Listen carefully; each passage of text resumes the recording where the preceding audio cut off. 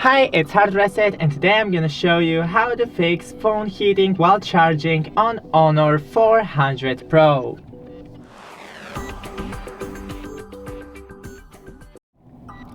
First, be aware that heating of the device while charging is completely normal, especially when you're using a fast charging. So, open your phone and close all the background apps. Next thing is to use original charger and cable. Avoid using your phone while charging, so if you're charging, then leave it. And remove the case. I don't have case on my phone right now, but if you do, then remove it while you charge and charge it in a cool and ventilated area.